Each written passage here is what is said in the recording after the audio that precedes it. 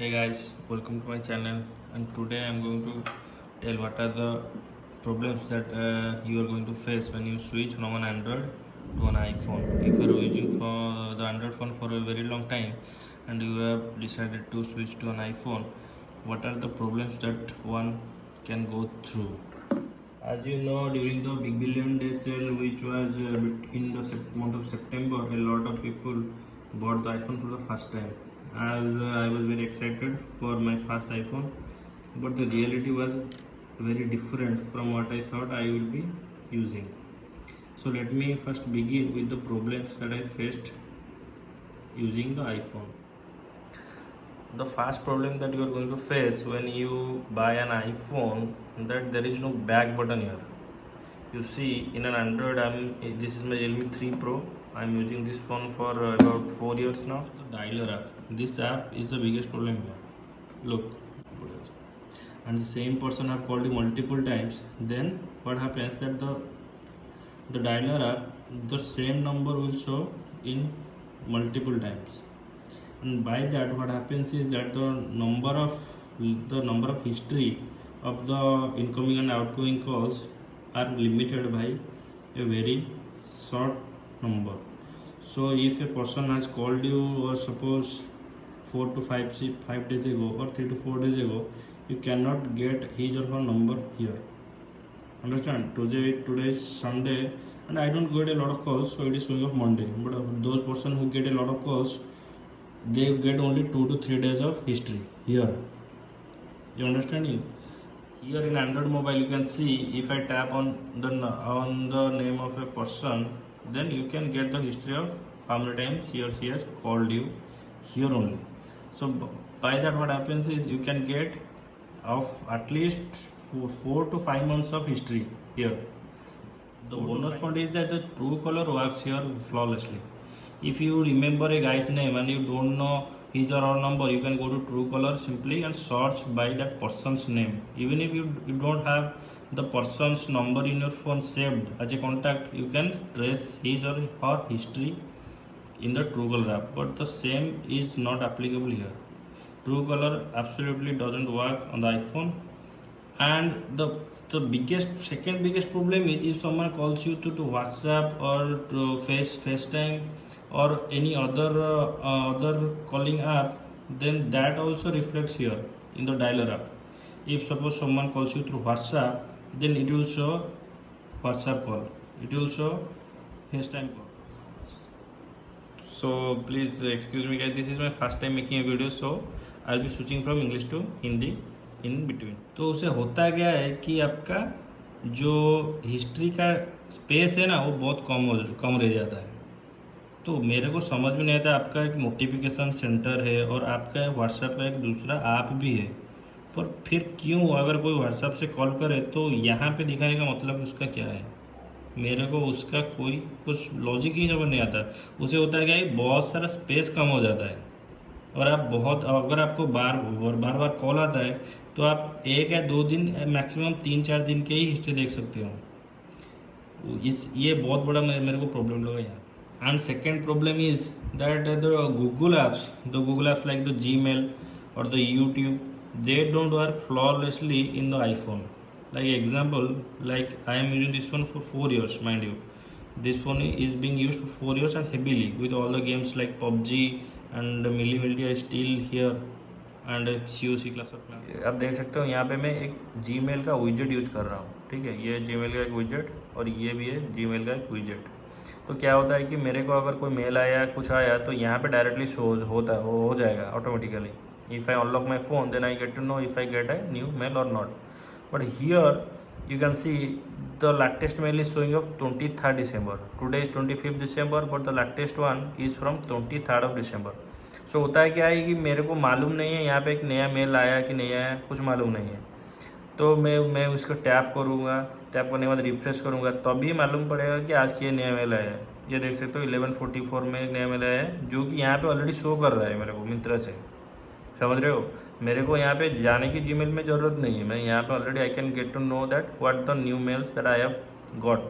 Then YouTube, ये एक छोटा सा प्रॉब्लम है, but I think this is a bug, more of a bug, not a problem. But if you go to YouTube, and you play some video like this.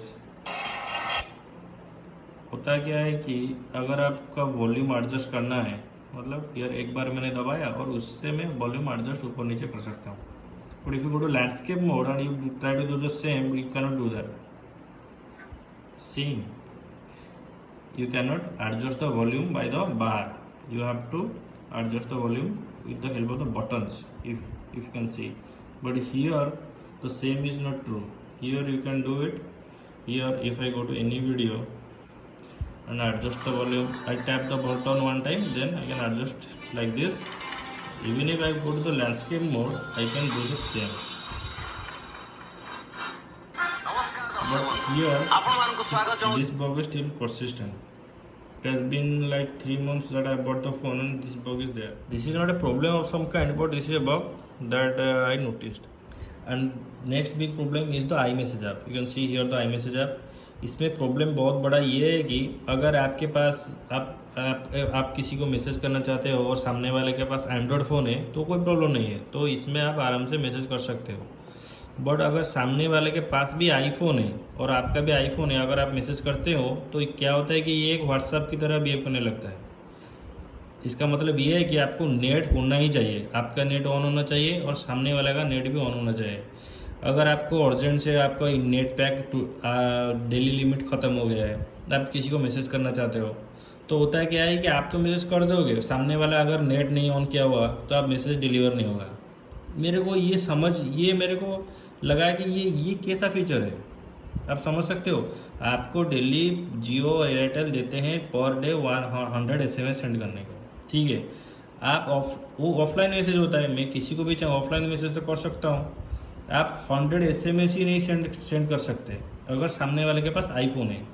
Android है तो चला जाएगा, कोई प्रॉब्लम, ऑफलाइन भी चला जाएगा. But अगर सामने वाले के पास आईफोन है, अगर आप मैसेज करना चाहते हो उसे, तो आपको नेट ऑन करना पड़ेगा, उसे भी नेट ऑन करना पड़ेगा. समझ रहे हो. इसका ये नुकसान ये होगा कि अगर सामने वाला सपोज नेट ऑफ किया हुआ है कि उसका नेट ख़त्म हो गया है तो वो मैसेज रिसीव नहीं करेगा. मतलब ये एक बेसिक फीचर है जो आईफोन में नहीं है, और कोई भी वीडियो मैं बहुत देखता हूँ कोई बताता ही नहीं है. ये बहुत बड़ा प्रॉब्लम है. तो नेक्स्ट प्रॉब्लम है इसका गूगल का इनकॉग्निटो मोड है.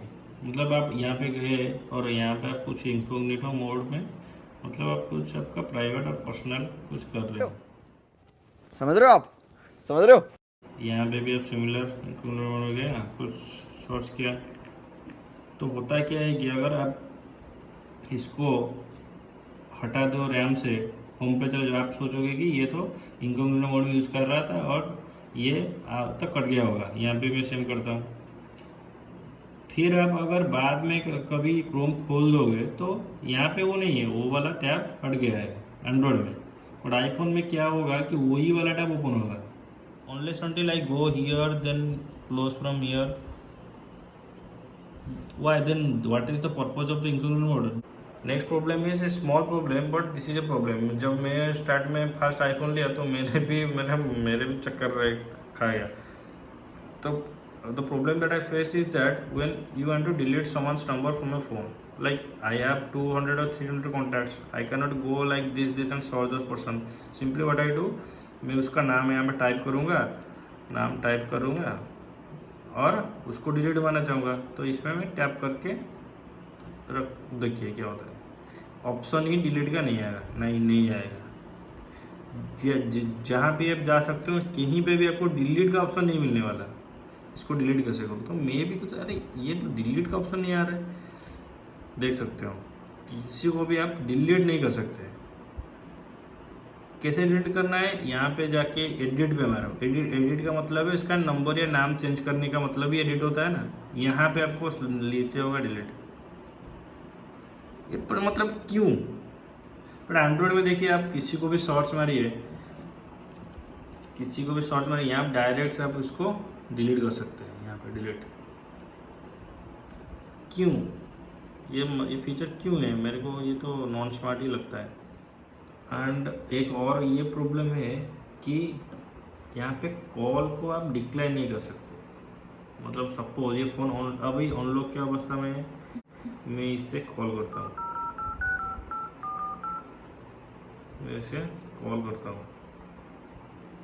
तो अब देखिएगा यहाँ पे आ गया, इसमें मैं डिक्लाइन कर सकता हूँ और एक्सेप्ट कर सकता हूँ, समझ रहे हो। अगर यही बात, ये फ़ोन अभी लॉक लॉक हो गया, इसमें अब देखना क्या होता है। अगर मैं इसमें यहाँ पे देखिए, मैं इसको काट नहीं सकता, समझ रहे हो, इसको आंसर कर सकता हूँ, काट नहीं सकता। और बहुत लोग बोलेंगे कि आप डबल टैप करके, यहाँ पे डबल टैप करके पावर बटन को काट सकते हैं, ये एक मेथड है। बट उसका भी एक नुकसान ये है, मैं बोल रहा हूँ, उसका भी नुकसान ये है कि आपको सेटिंग में गए, accessibility